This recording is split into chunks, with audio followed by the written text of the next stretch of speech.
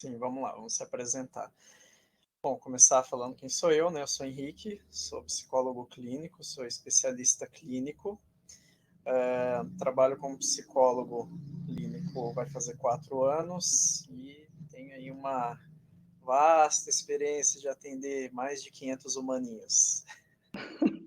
Ó, então, meu nome é Ana Paula, muito prazer, gente. Também sou psicóloga, psicóloga clínica, especialista em psicologia clínica aqui pela UFMG, e atendo também clinicamente já há alguns anos. Acho que a gente não precisa falar quantidade, né, para não expor demais, mas Sim, tem algum bom tempo aí. tá tudo bem. E o nosso objetivo aqui hoje é trazer um pouco de pensamento, de reflexão a respeito dos impactos na saúde mental, nesse momento único, peculiar que nós estamos vivendo, e o que a gente pode fazer a respeito aqui. Então, por isso que é importante poder contar um pouco com vocês, com participação, mesmo no chat também é muito importante, para a gente entender como que vocês estão vivendo isso, como que a gente pode pensar juntos aqui, porque, como a Joy disse, não é uma questão expositiva, é um bate-papo, né? Pelo menos assim é o que a gente pensou aqui no início. Mas então, antes da gente começar, nós separamos aqui o nosso diálogo em 3 assuntos principais, né, Henrique?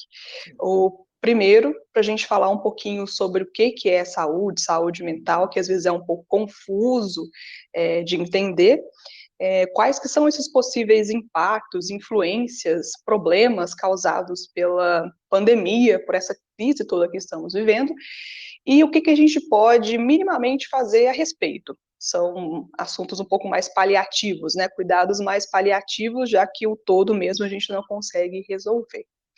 Então, a gente pode começar partindo do princípio, Vamos jovem começar Henrique. partindo do princípio. Quer que eu comece? Começar falando? E a Vai gente lá. vai indo para os próximos temas. Uhum. Gente, primeiro a gente precisa entender o que é a saúde mental, né? Que esse já é um ponto de incógnita da sociedade. O que é a saúde mental?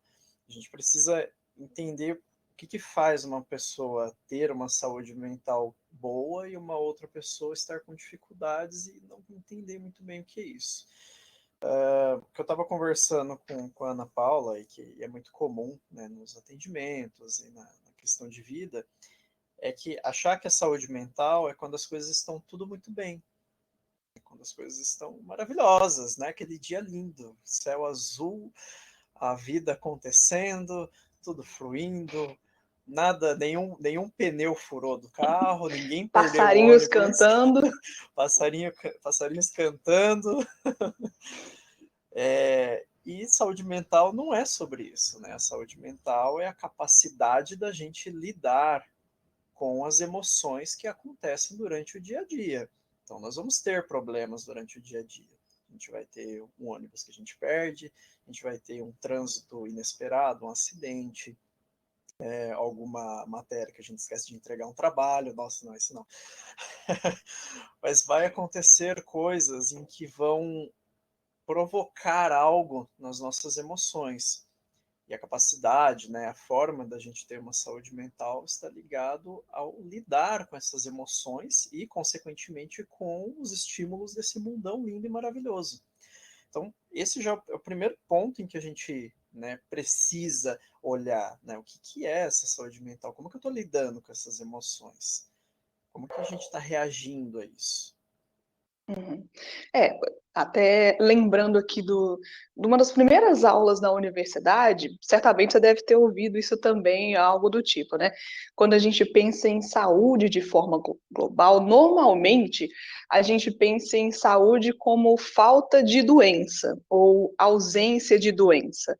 Então, se você não sente nada, se você não sente dor, nenhum desconforto, racionalmente pensando, até que faria sentido de você estar saudável, já que não existe nenhum problema. Mas existem um tanto de doenças, por exemplo, que elas são silenciosas, elas não se manifestam até determinado momento. Aqui na saúde mental também, na clínica, eu atendo várias pessoas que disseram assim, nossa, mas do nada me aconteceu uma crise de pânico. Do nada eu entrei em depressão. Como se fosse uma coisa que brotasse assim, né, Henrique, do dia Uhum. para a noite. Você dormiu ali, de repente, decidi brotar aqui uma crise de ansiedade. E não é assim que funciona. Por mais que seja, que tenham aspectos que sejam invisíveis, ainda assim a saúde ela vai estar se manifestando para você em formas de sintomas, em desconfortos, em mudanças de comportamento, mudanças de humor, por exemplo, questão de memória, até o seu corpo também, principalmente, né? O corpo fala para a gente questões emocionais, questões da mente. Então, já deixa de lado aí que estar bem emocionalmente é não ter nenhum problema, porque problema todo mundo vai ter, e se a gente for esperar ter um dia que não tenha nada para ficar de boa, vai, senta numa cadeirinha bem confortável, aí pega um chazinho, um cafezinho bem gostoso, porque Sim. vai demorar bastante. Então, não é a ausência de mal-estar, não é a ausência de doenças ou de coisas aparentes que vai mostrar para você que você é saudável ou não. Como o Henrique disse, trata-se muito mais de como você lida com a coisa, com as suas estratégias, com as suas ferramentas, com tudo que você consegue fazer a respeito e da forma com que você faz, do que aquilo que acontece, né? Perfeito. E, na verdade, essas manifestações, né, que acontecem nos nossos corpos, né, eles já são já período que o negócio já está acontecendo há algum tempo. Então, a gente tem que ter um olhar um pouco mais refinado para quando isso está acontecendo. E não só de forma física. Eu acho que é muito importante a gente perceber como que a gente está tendo raivas, né? Sentir raiva é normal, né? Sei lá, alguma. Vou dar o exemplo do ônibus, porque acho que é o mais comum. Todo mundo já deve ter andado de ônibus aqui, né? É aquele motorista abençoado que anda muito rápido com o ônibus, passa na lombada, a gente pula dentro do ônibus e a gente sente uma raiva. Essa raiva é normal. A forma que ela desdobra, ou seja, a forma que ela se potencializa, não. A forma que a gente vai desdobrando isso durante o dia a dia. Então a gente tem que estar olhando muito para a forma em que a gente está reagindo emocionalmente às coisas. Temos os sintomas físicos, né, uma gastrite, dor de cabeça, a questão da pele também, pode ter manifestações na pele, mas a gente também tem que ter um olhar bem refinado para as questões emocionais. Então, sentir raiva é normal, mas desdobrar essa raiva, potencializar ela, não. A gente precisa olhar para como que a gente está lidando. Ouvir um choro de uma criança, ou uma chamada de atenção, ou alguém falando alguma coisa um pouco mais alto, e a gente fica irritadiço, e essa irritação vai se propagando, né, vai aumentando, inflando, e a gente tem que olhar para essas potências negativas. Quando isso começa a acontecer, já é um momento que a gente tem que estar olhando, opa, minha saúde mental talvez está desequilibrada. A gente precisa, como Uhum. que a gente vai lidar com isso? E como que a gente vai lidar? A gente vai falar hoje, daqui a pouco. Sim, Daqui a pouco a daqui gente a vai pouquinho. falar. Sim. Então, assim, tem coisas que são silenciosas, tem coisas que não são tão silenciosas assim, mas não quer dizer que quem sente mais sintomas está mais doente, e quem não sente nada, que está mais saudável.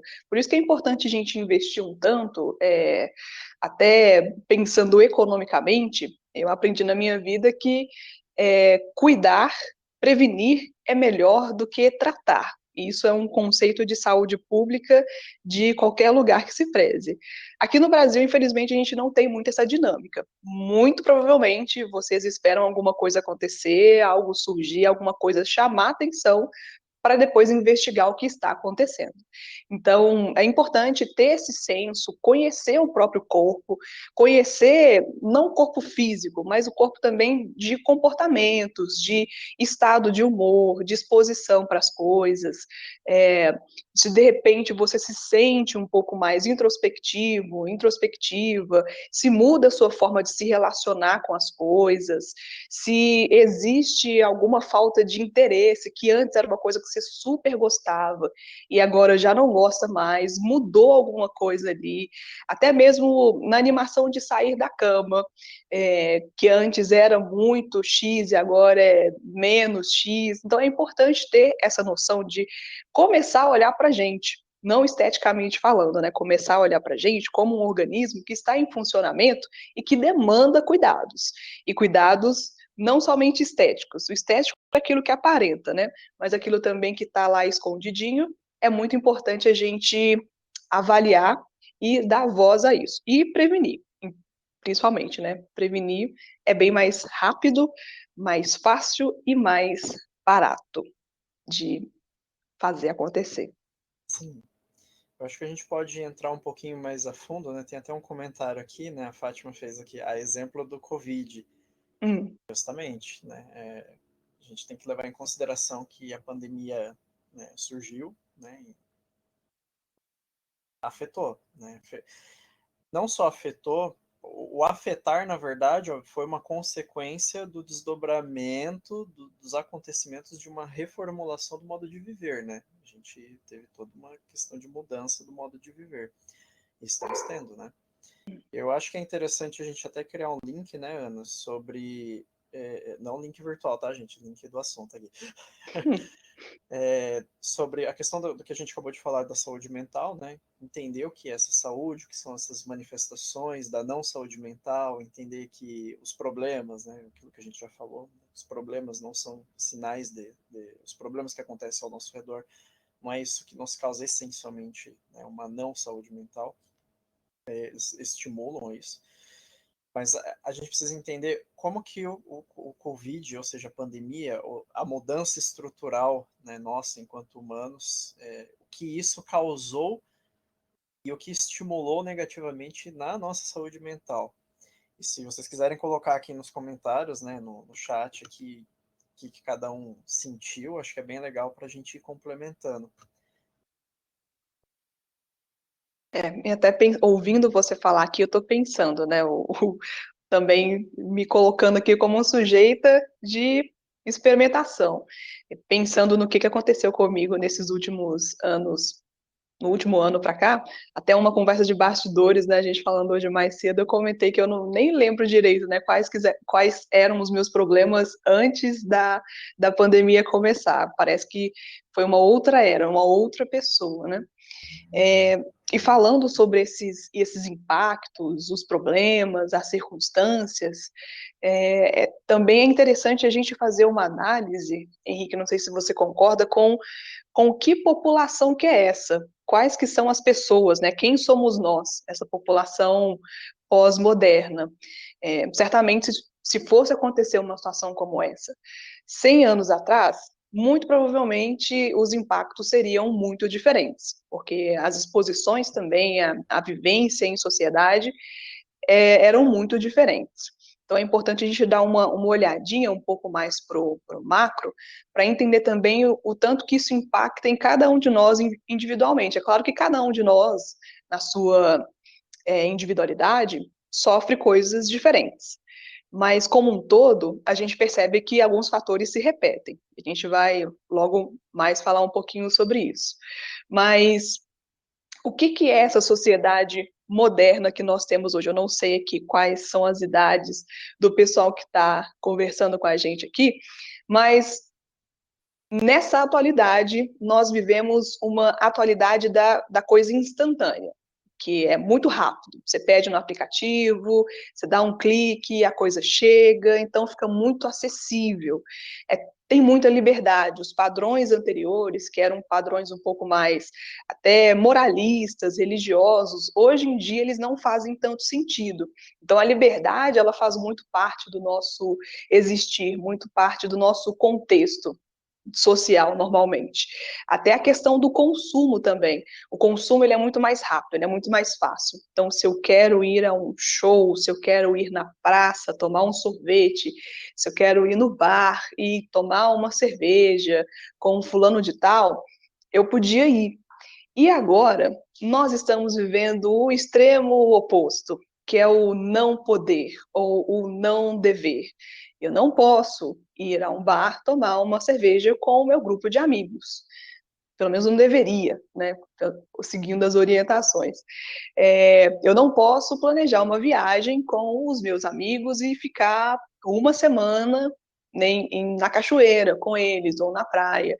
Então, essa quebra que se tem do ritmo das coisas está sendo muito sofrido. Uma coisa que era muito rápida, muito instantânea, muito prazerosa, muito gostosa de se fazer, agora a gente não consegue mais fazer. Então, tem uma sensação, não sei se você sente isso, mas uma sensação de incapacidade, de impotência, que mesmo tendo tempo, eu não consigo, não posso, porque não existe a possibilidade física de fazer acontecer, a não ser que seja pela webcam, né, pela conversa de chat, Skype, FaceTime, essas coisas assim. Então ficou tudo muito dividido aqui na telinha, né?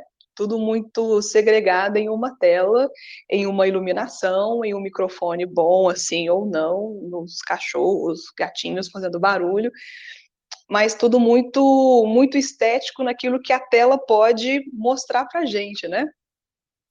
O que você acha sobre esse desafio e essa angústia que eu comentei?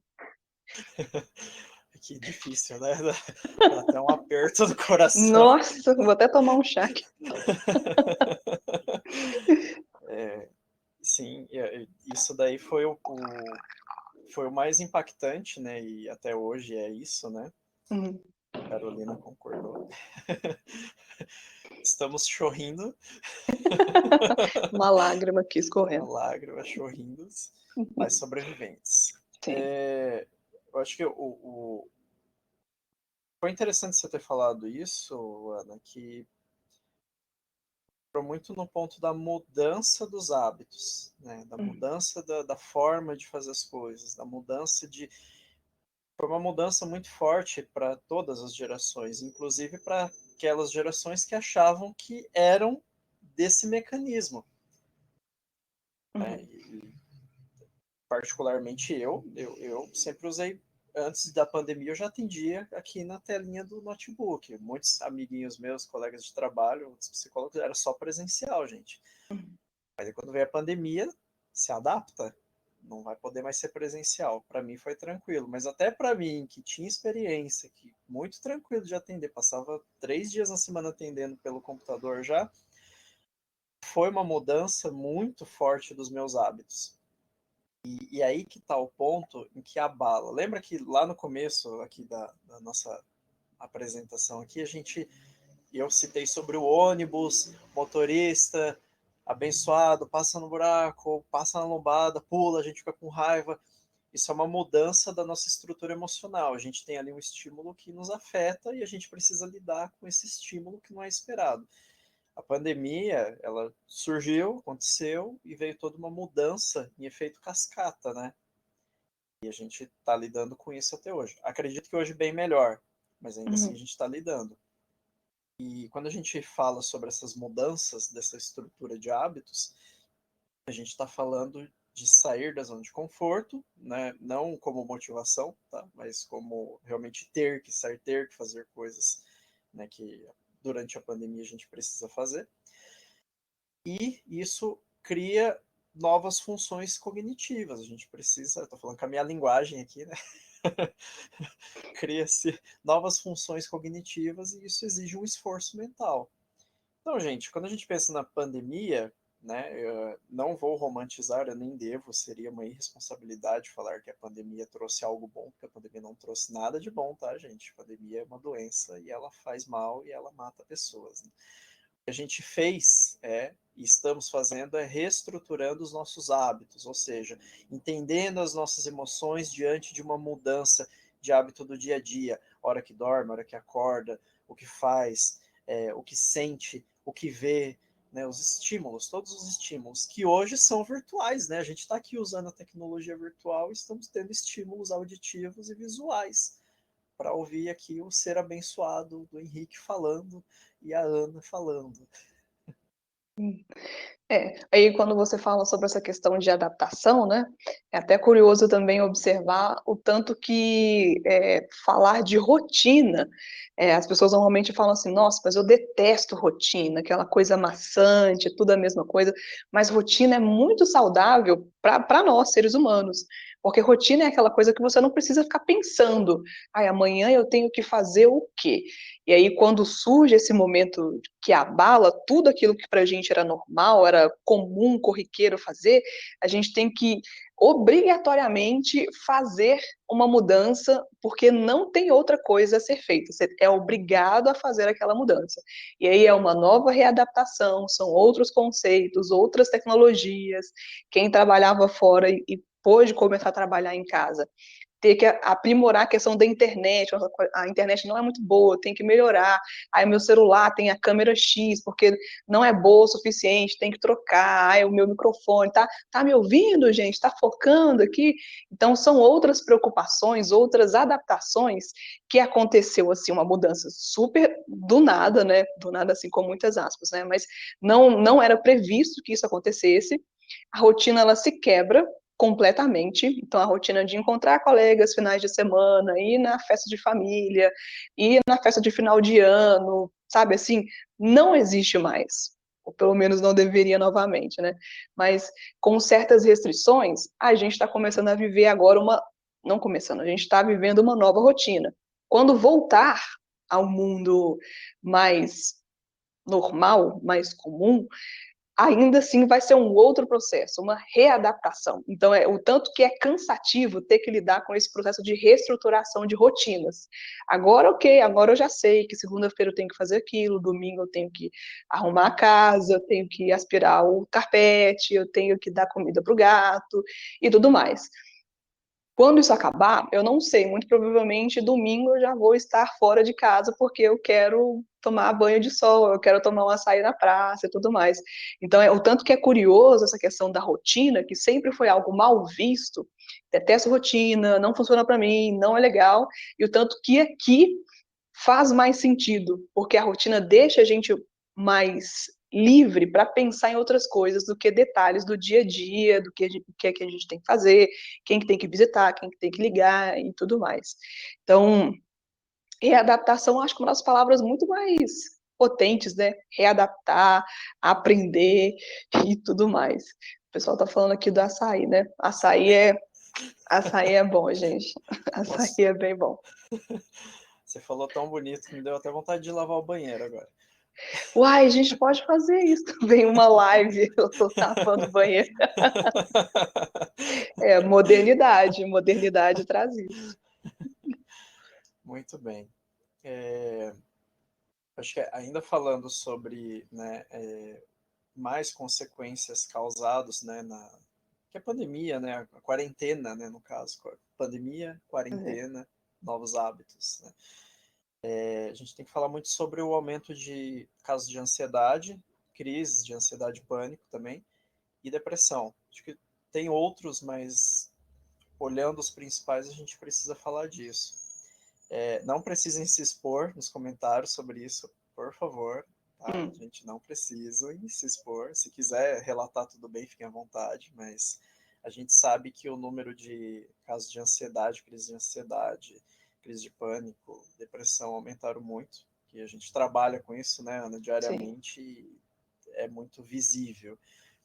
E a gente precisa, tem uma missão de falar sobre esse tema dentro do tema da pandemia e saúde mental na pandemia. Eu acho que é interessante, né, Ana, a gente começar falando sobre a ansiedade, que é uma coisa que está mais. Que é o que está mais comum, mas está acontecendo em maior número. A gente precisa entender o que é ansiedade. Né?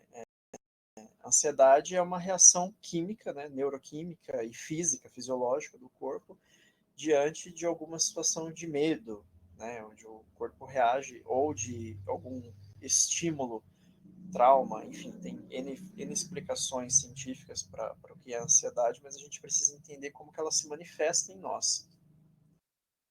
Eu acho que é interessante até falar, isso é só um ponto aí para falar que agitação, gente, não é ansiedade, tá? Agitação pode ser uma manifestação de pressa, de coisa que a gente precisa terminar rápido, tá? A gente não pode confundir a ansiedade, crise de ansiedade, essencialmente com pressa. Tô com pressa, tô agitado, né? Preciso fazer uma coisa rápida. Não, a gente tem que saber refinar um pouquinho melhor para não confundir. A ansiedade, na maioria dos casos, ela se manifesta de forma física.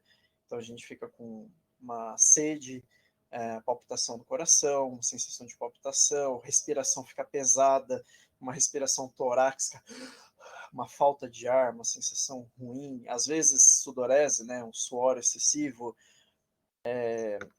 dor de cabeça, ânsia de vômito, entre outros. Se eu esquecer algum aqui, você fala, tá? Que é tanta coisa, né? A gente precisa entender, então, que essas são as manifestações da ansiedade. A ansiedade, geralmente, tá? Não é uma regra, mas geralmente ela está associada a alguma reação emocional não bem trabalhada. Geralmente. Tem aí alguns outros pontos, mas a gente vai para o geral, tá, gente? Ou, pelo menos hoje. Geralmente ela está associada a alguma dificuldade emocional diante de alguma situação. Nosso cérebro tem uma certa dificuldade de entender como reagir, como lidar com aquilo. Nesse período de pandemia, o que eu percebo, né, até aproveitando o que a Ana falou, né, dessa coisa da pressa, né, responder um WhatsApp, responder uma mensagem, tem que mandar um e-mail, tem que ler e-mail, tem que fazer postagem, tem que entrar no Instagram, tem que conversar com não sei quem, aí é conversar com o crush, com a crush, aí é mandar mensagem, se não manda a pessoa fica brava, e aí fala, não me ama mais, e aí começa a acontecer um monte de coisa, e fala, caramba, eu vou ficar louca, porque eu não tô dando conta de tudo.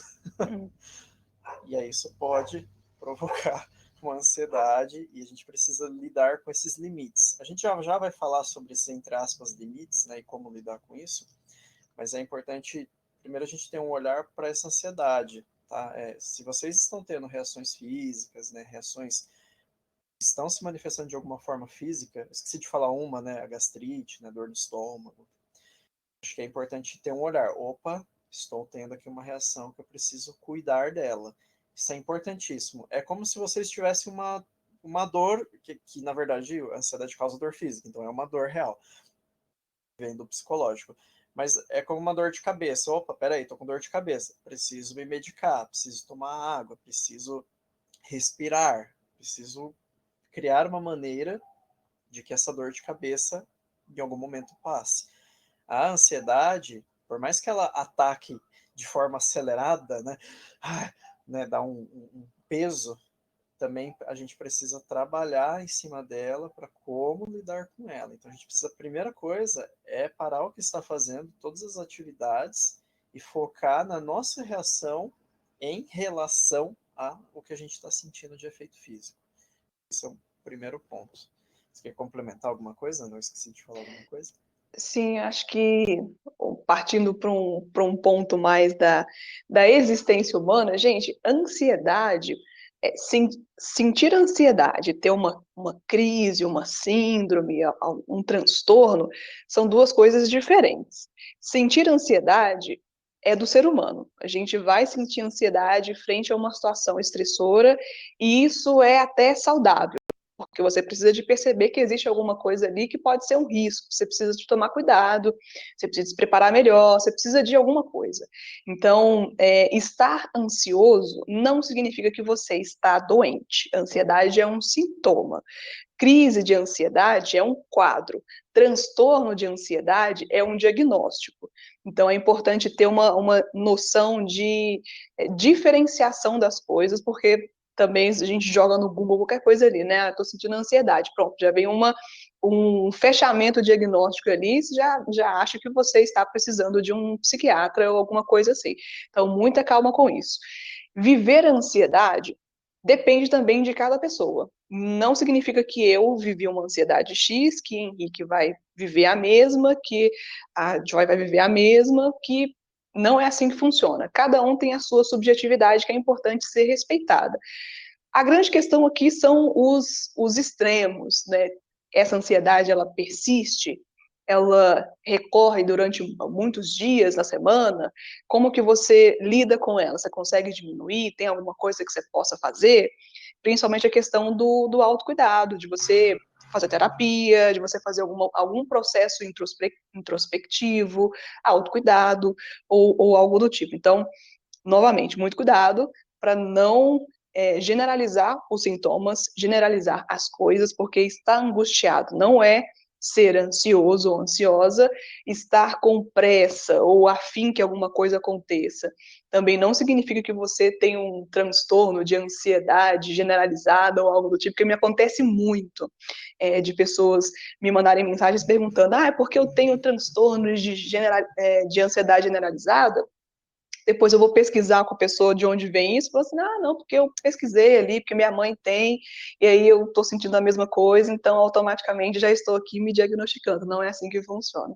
Então, identificar esses limites, a periodicidade, a repetição é muito importante também para saber o que fazer a respeito. Muito bom, Ana, muito obrigado. Foi um complemento bem importante, que eu esqueci porque estava ansioso. Brincadeira. A Fátima fez uma pergunta aqui bem interessante. É possível desenvolver ansiedade e perder ao longo do tempo? Olha, considerando sem uma terapia, né, e consequentemente sem alguma medicação, considerando que seja uma crise de ansiedade, né, dentro do quadro, né, de ansiedade generalizada, é bem difícil. É possível, mas é difícil. Tem pessoas que conseguem por N fatores, mas aí a gente teria que demandar aqui muito tempo para criar muitos exemplos e variáveis para explicar possibilidades de como isso acontecer. O mais coerente e correto é a pessoa, né, fazer uma terapia. Até pegando o seu exemplo aqui da dor de cabeça, a gente pode pegar a mesma associação. É possível curar uma dor de cabeça sem precisar de remédio, sem precisar de saber o que está acontecendo? Possível é, né? Mas se existe uma dor de cabeça, algum motivo tem, alguma situação existe ali. E algumas pessoas acreditam que sintomas psicológicos são sintomas que a gente, com força de vontade, com fé, sei lá, vou na academia e vai melhorar minha depressão.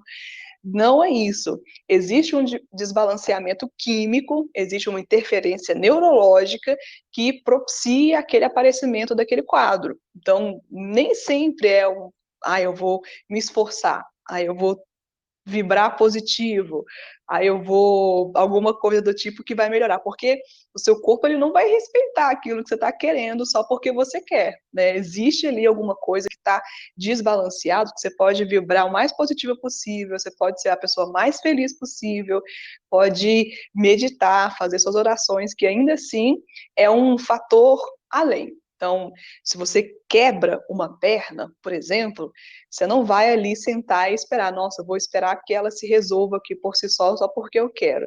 Questões psicológicas, elas devem seguir o mesmo nível a mesma ordem de qualidade, necessidade, não é porque é físico que é mais importante, não é porque é mental que força de vontade, ou que pode curar, ou que vai acontecer. Tem casos que são crônicos também. E por isso que é importante ter um diagnóstico certo, um acompanhamento adequado, para não entrar nesses buracos aí, né? Exatamente. Não tem jeito, vou ter que jogar meus cristais coloridos fora, porque eles não funcionam. Sim. A pedra ônix não me traz essa energia. Poxa, eu tenho uma pedrinha aqui da prosperidade, eu acho que não está funcionando, não. Brincadeira. Bom, eu acho que a gente pode. Mais uma pergunta aqui. Existe todo um estigma na sociedade em relação a doenças psicológicas também? Ah, não era uma pergunta, não. A Joy fez uma pergunta interessante aqui. Ó. Ela quer saber quanto que a gente está ganhando. Ó. Gente, a procura pelo trabalho de vocês aumentou na pandemia? Aumentou. Eu posso dizer que sim, Sim, bastante. aumentou bastante. Sim.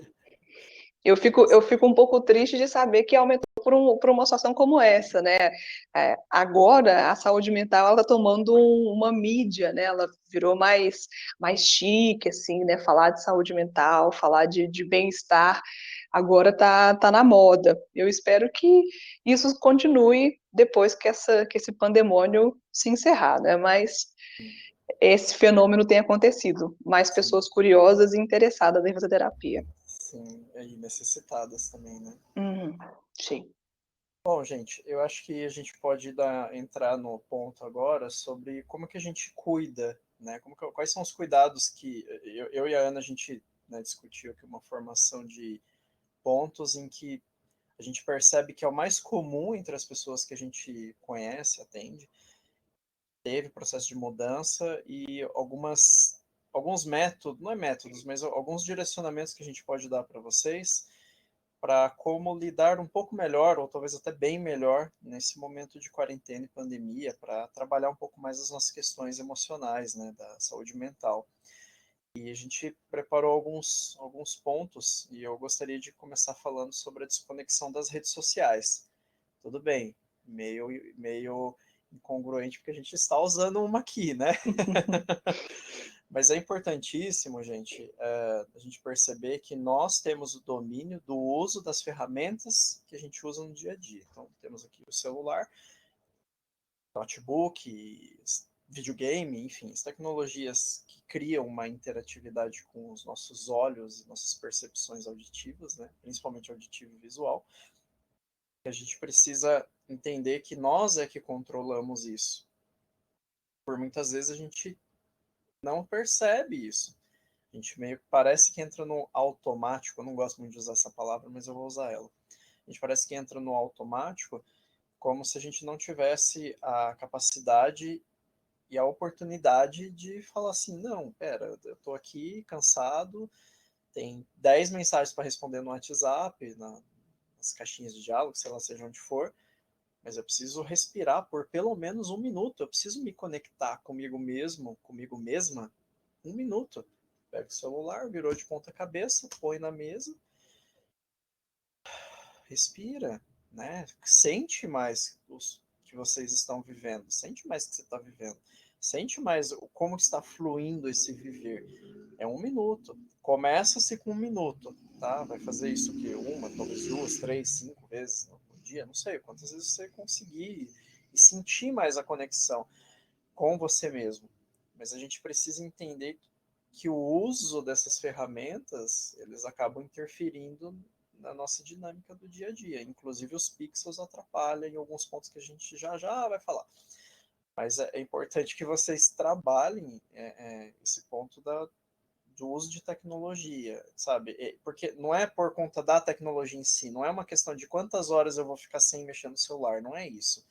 A questão é como que eu vou deixar o meu celular um pouco de lado, o computador um pouco desativado, hibernado, né? Acho que é isso o nome, logout, sei lá, né? Deixar ele hibernado e como que eu vou me conectar? Eu preciso respirar, eu preciso sentir a minha respiração, eu preciso sentir que eu estou vivo na janela, né? Respirar um ar puro, viver, sentir a vivência, né?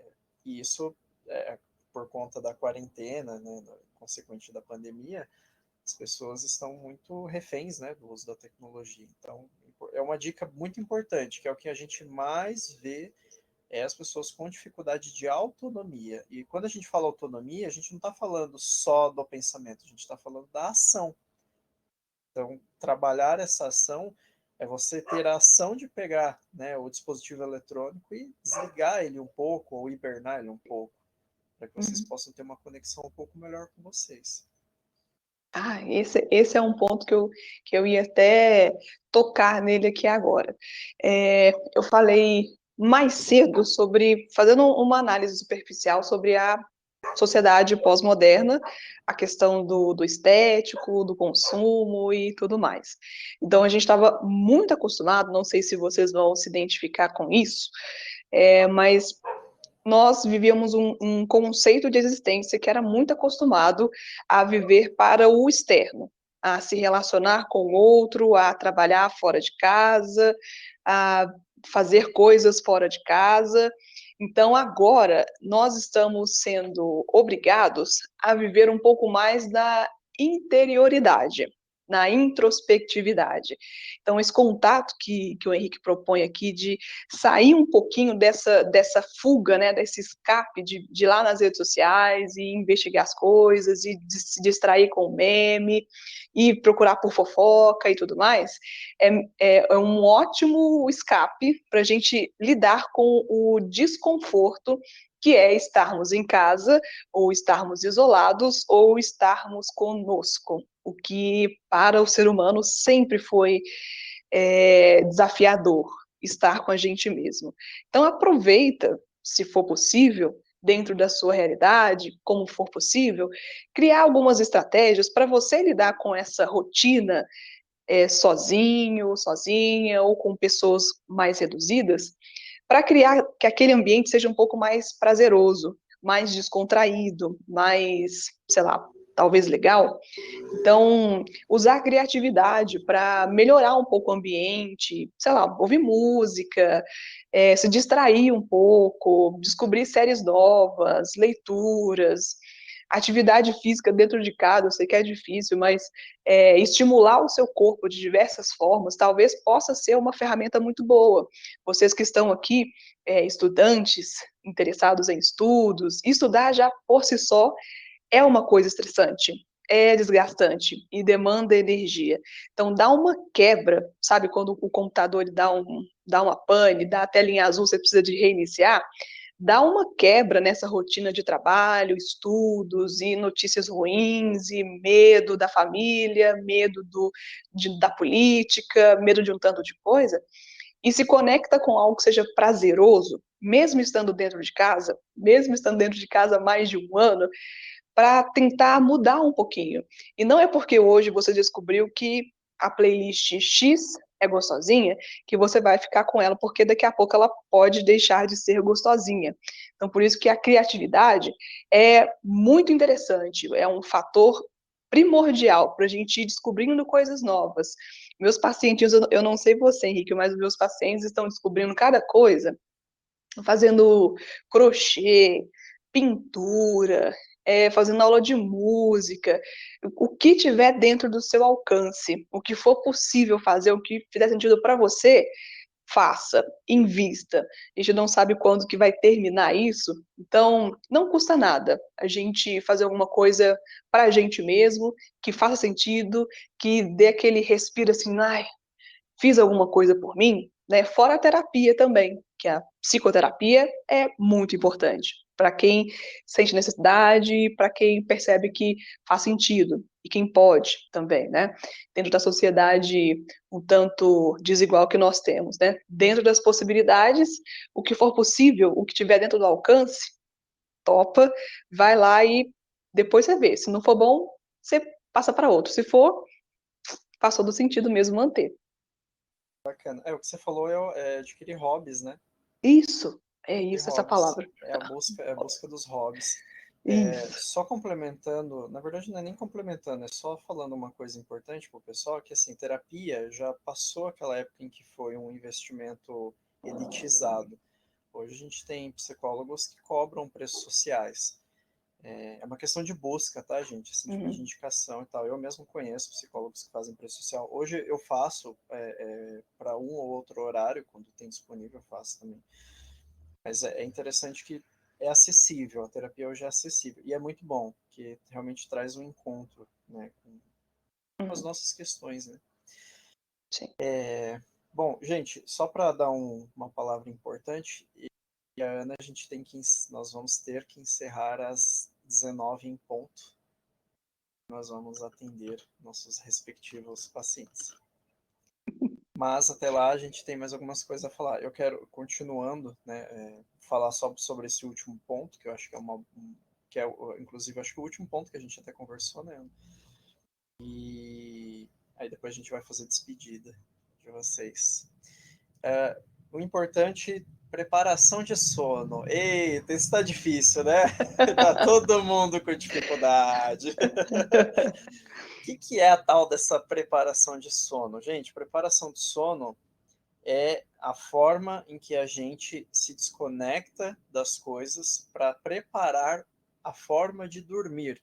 Ou seja, já aconteceu com vocês de às vezes estarem com sono, tá assistindo TV, tá vendo celular, mexendo, sei lá, fazendo alguma coisa, no celular ou na televisão, tá com sono, mas aí na hora que você deita para dormir, vocês não dormem? Isso acontece porque os pixels dessas telas maravilhosas que direto, tá falando direto, toda noite. Isso acontece porque o nosso cérebro, ele fica ainda processando toda essa informação aqui que a gente tem dessas telas lindas e maravilhosas. Nossos olhos, eles captam esses pixels e isso fica em processamento no nosso cérebro. E aí, quando a gente vai deitar imediatamente, né, por estar com sono, né, mexendo nessas tecnologias, o nosso cérebro não está conseguindo trabalhar um lado dele, e a grosso modo, tá, gente? Não vou dar uma aula de neurociência aqui, porque eu nem sou neurocientista. Mas um lado do nosso cérebro, a grosso modo, está tendo dificuldade para dormir e o outro está ainda processando aquelas informações que a gente capta com os nossos olhos. Então, qual que é o direcionamento aí para vocês? Para nós, no caso, né? Porque isso serve para todo mundo aqui, inclusive para mim também. É da gente, pelo menos uns 40 minutos antes de dormir, já se desvincular de qualquer dispositivo que tenha essa influência de pixels, ou seja, notebook, televisão, celular. Uns 30 minutos, 40 minutos antes de dormir. Ah, então eu vou dormir meia-noite? Então 11h30 eu já coloco o relógio para despertar, já desliga a televisão, já vou escovar os dentes, espero que vocês escovem os dentes antes de dormir. Vocês vão fazer as coisas que vocês vão fazer, vai arrumar a cama, preparar ela para se deitar. Uma dica que eu dou é ler antes de dormir, é muito bom, né, ativa o nosso lado do cérebro que cria um processamento de informações daquilo que a gente está lendo. A memorização funciona melhor antes de dormir, o cérebro processa aquela leitura. Então, tenham esse desvínculo com esses dispositivos por conta dessa influência visual, porque isso atrapalha muito o nosso sono. Comecem com 30 minutos antes de dormir. Ah, vou dormir meia-noite ou 11h30, então 11 horas eu já me desvinculo, já vou preparando o meu sono, fazendo alguma coisa e tal. E aí isso vai aumentando, 40 minutos, 1 hora. O ideal é 1 hora, que é o que eu passo para a maioria das pessoas que estão nessa aprendizagem de comportamento. Essa é uma dica muito boa assim, que eu tenho para dar para vocês, para aumentar a qualidade de sono. Porque por mais que vocês deitem meia-noite, consiga dormir imediatamente, o cérebro ainda vai estar cansando, porque ele vai estar processando toda aquela informação dos pixels. Então fica aí essa recomendação. Quer complementar com alguma coisa antes da gente fechar? Ah, sobre a questão da iluminação, né, gente? A gente dorme no escuro, não é porque é bonito, né? Porque é legal, não. Porque no escuro o nosso cérebro entende que está na hora de dormir. Então, associamos, nosso cérebro, assim, né? Biologicamente, ele identifica a iluminação como dia, está de dia. De dia a gente não dorme, assim, né? A grosso modo falando. Então, nosso cérebro é gótico suave, exatamente. Então, a gente precisa dessa desconexão com iluminação, então celular, notebook, tablet, televisão, não é nosso grande amigo. Então, tanto que a gente puder ir desacelerando, desconectando as coisas, abaixando os estímulos visuais, auditivos, as coisas que a gente toca, assim, né? Se for um lugar mais confortável, uma caminha que você possa se sentir aconchegado, a gente está passando por um frio um tanto maiorzinho na maior parte do Brasil, então no friozinho, né, se agasalhar bem para não acordar de madrugada também, sono ininterrupto é muito mais prazeroso, ajuda muito mais na sensação de descanso, e o sono é muito importante para assentamento de memória. Então, vocês que estão aí estudando, né, é importante vocês dormirem bem para assentar a memória daquilo que vocês estudaram, para não precisar reestudar, porque trabalho dobrado, né? É isso. É isso. Só respondendo uma mensagem que o Christian, isso é higiene do sono? Sim, digamos que sim. Digamos que sim. Sim, pode-se dizer que sim. Sim. Gente, obrigado. Foi muito. Joy, obrigado pelo convite, né, a todos que assistiram, né, começar assistindo e permanecer assistindo até o fim. A gente está bem feliz, né, dessa participação, pessoal que participou aqui no chat, pessoal que assistiu até o final. Agradeço. Eu vou deixar aqui o meu arroba do meu Instagram, para quem quiser me seguir lá, né, acho que a Ana também. E obrigado, é isso. Né? Quem quiser perguntar mais coisas, me segue lá no Instagram, manda mensagem que eu responderei por lá. Arrasou. Gente, queria agradecer muito por terem aceitado o convite. Foi muito incrível, não poderia ter começado melhor, né? Gosto muito de vocês e fiquei muito feliz com a participação, foi incrível. Muito obrigada mesmo, viu? Espero que todos tenham gostado também. Obrigada, gente, pela participação. Obrigada, Joy, pela confiança. Obrigada, Henrique, pela parceria mais uma vez. Não tenho como deixar meu arroba aqui.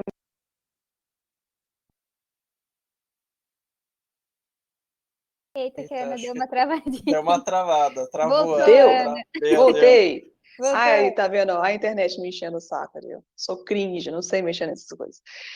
Mas bem, então, muito obrigada pela participação, gente, pela confiança aqui. Foi um prazer participar da história de vocês.